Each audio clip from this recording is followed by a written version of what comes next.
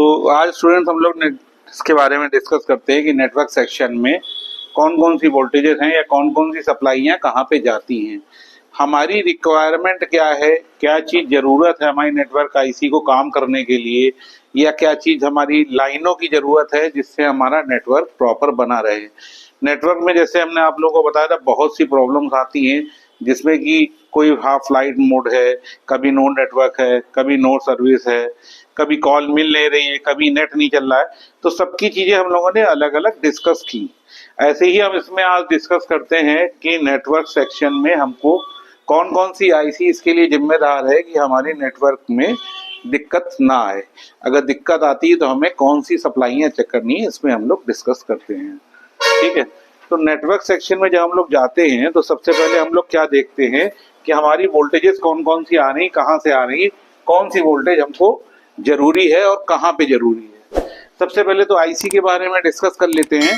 हमारी ये कौन सी लगी है, पावर, ये लगी है चार्जिंग, ये सीपीयू, ये हमारी कौन सी आईसी होती है, नेटवर्क, ये हमारी नेटवर्क आईसी है।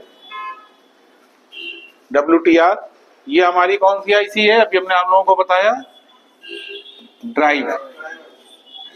ठीक है, ये कितने पिन की होती है, 12 पिन की होती है। तो हमको ये क्लियर हो गया कि ये आईसी कौन सी है और कौन सी आईसी पे क्या है।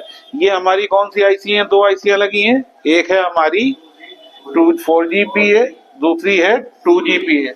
इसे बोलते हैं पीजीए का मतलब पावर एम्पलीफायर। ठीक है, इसके साथ ही साथ हमारा जो एरिया है 2GPA में जो हमारा इनपुट आ रहा है सिग्नल का, वो किससे आ रहा है, एंटीना स्विच से। क्लियर हो गया सभी लोगों को। अब हम बात करते हैं कि हमारी रिक्वायरमेंट कौन कौन सी, कहाँ कौन सी रिक्वायरमेंट हमारी पूरी कर रहा है।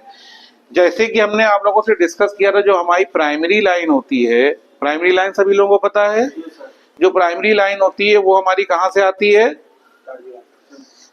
प्राइमरी लाइन हम उसे बोलते हैं जब हम किसी को कोई बिना कमांड दिए जो आ रही है उसे प्राइमरी लाइन बोलते हैं। सभी लोगों को क्लियर है। तो प्राइमरी लाइन आप देखिए इसमें कौन सी है, हमारी ये वाली प्राइमरी लाइन है। ये प्राइमरी लाइन हमारी कहाँ जा रही है, ये इस पे गई, 4G पे गई और 2G पे गई। ठीक है, और साथ ही साथ हमारी गई APT पे और निकली किससे, हमारी चार्जिंग आईसी से। और प्लस इसमें पावर के लिए तो इनपुट होती है, आपको पता है कि पावर की जो है इनपुट सप्लाई VPH होती है।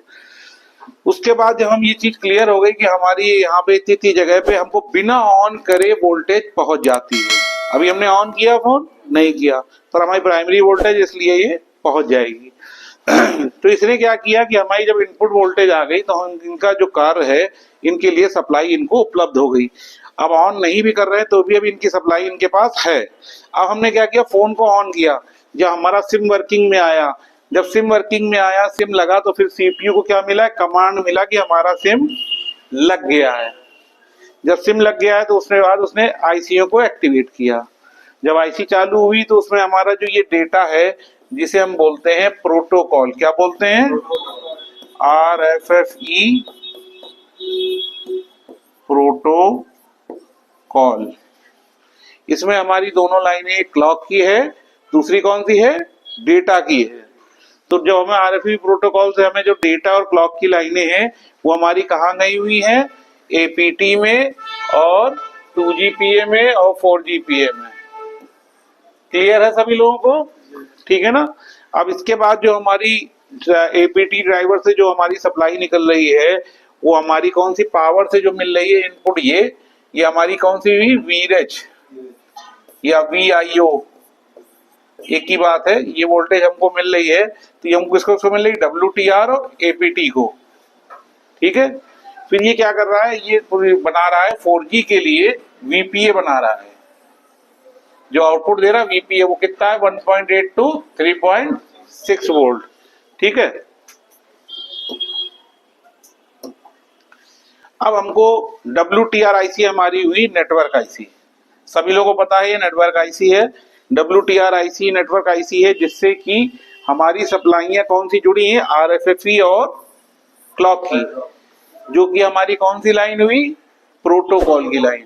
ठीक है, ऐसे ही चीजों को समझने के लिए आपको एक एक चीज बारीकी से देखना पड़ेगा, कौन सी वोल्टेज कहाँ मिल रही है, इसके बारे में अभी हम बात करते हैं। ठीक है।